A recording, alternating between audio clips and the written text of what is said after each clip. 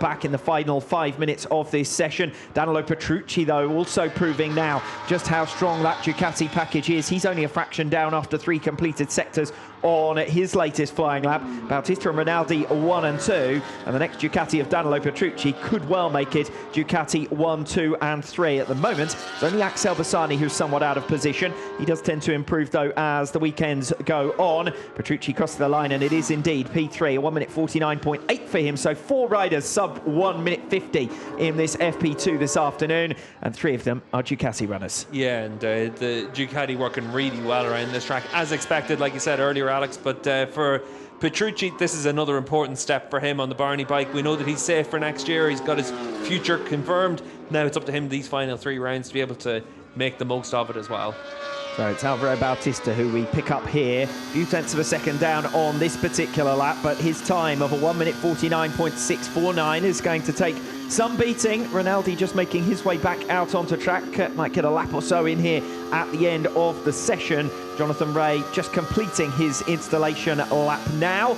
And Jonathan Rea, as we watch Alvaro Bautista, we'll see what Bautista's time is, 1 minute 50.1. So still would be a top 4 time, that effort from Alvaro Bautista. Yeah, and for Alvaro, he's able to get that bit of consistency as well. Just seeing as well on the timing tower, Xavi Vieira has improved his time in this session. Still a 1/10 of a second off his fastest time from the day, though. Yeah, same for Lecuona, though. And Iker Lecuona sits 5th in the combined times. Xavi Vieira in 8th, so hardly disastrous for either of them, considering how far back they've been at times in 2023. Dominic Egerter just crossing line. He was up after 3 sectors, loses a little bit of ground in the final sector, 2 tenths down on his previous best for P8. But as you said previously, Steve, the Yamahas in 7th, 8th and 9th position, so I think Egerter will be pleased enough just to be in the ballpark of the other front runners of his manufacturer. Yeah, if you're the independent rider on that bike, you want to be as close as you can to the official bikes. So for Domi, he's doing his job, but for the factory team, the official team, they'll certainly have expected a little bit more than 7th and 9th position right now. But for Domi and GRT,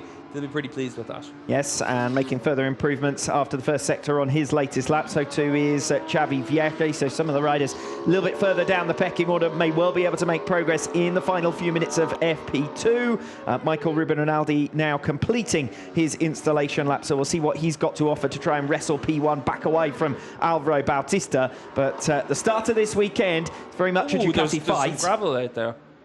Yeah. Has someone gone down then at turns 14 and 15, or has someone just run off the racing line and brought some dust on with them? Lecuona was in and around the same place on the track as Bautista, so we'll wait and see what happened. It is the Honda rider that's gone down. So Iker Lecuona then coming to grief, and you see him picking up the bike out of the gravel trap, and what a shame that's going to be for Lecuona to end his day in that fashion, because it has been a good one up until now. P5 on the combined times on Friday in Aragon. We haven't seen the Hondas that far up the order generally in this 2023 campaign. It's the best we've seen from Lecuona for a while, and good progress being shown by him and by Honda. Xavi Vieira now up into the top 10, inside the top 10 in 8th position now. So for Xavi, these last few laps, he's been able to find a little bit more as well. This bodes well for Honda. They've got 2 bikes up there inside the top 10, and we haven't seen that much through the course of this season, so they'll certainly think that, you know what, this is an opportunity for us this weekend. We've seen it time and again that when BMW have had their chances to get good results, they've done a good job of grasping them. Honda needs to do that this weekend. Finishing the day with a crash, though, certainly not going to do Lecuona too much good psychologically speaking, because he's had a lot of incidents this season, hasn't he? Yeah, and he lost that presumably on the exit of the corner, and I'd say that for Iker, he'll be a bit confused by that. You don't tend to see too many crashes there unless he's ran over that inside curb. Lecuona then going down in the final 5 minutes of free practice 2, remains in P5 in this session. Let's see Jonathan Rea if he can break up that hegemony of Ducatis at the head of the field. Bautista, Rinaldi, Petrucci. Jonathan Rea currently P4, remains in P4, loses a little bit of ground in the final sector. Yeah, for Johnny, he lost the best part of 4/10 of a second in that final sector.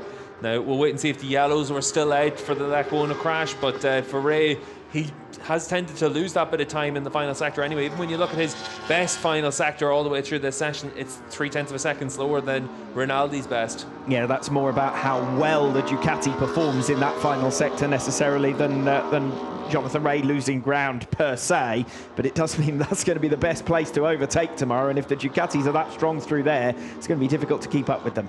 Yeah, and the one thing about it is it's not always about top speed, it's how fast you reach that top speed. You can see the wheelie there for Aguilar as he exits exits the corner onto the back straight. Once you wheelie, you're losing that bit of momentum. And for Jonathan Rea, compared to Bautista, he's about 8 kilometers an hour down in the top speed in this session. And compared to Rinaldi, it's only a few kilometers an hour. So that indicates that he's losing a lot on the drive grip, because we know how good he is on the run through those final couple of corners for Rea. So you'd imagine it's the exit of turn 15 onto the back straight. That's where the Ducati's just hooking up a little bit better. And we have seen that before, haven't we? The famous onboard shots of Ducatis pulling away, or even previous visits here to Aragon when Bautista's been able to make moves at the start of the straight rather than necessarily at the end of it and into the braking zone. So that's going to be something to watch out for over the next couple of days. But we end Friday here in Aragon with Ducati 1, 2 and 3, and that's going to be the headline from Free Practice 2. Yeah, we had 4 manufacturers up there in the top 4 this morning, and now it's all about Ducati in the afternoon. Is that just a question of the track temperatures, or is that they've now hooked up their packages after Free Practice 1? That's the bike. This is a track that you knew would suit Ducati, and they're making that count in the afternoon session. As the track temperature comes up, it's still only 35, 36 degrees.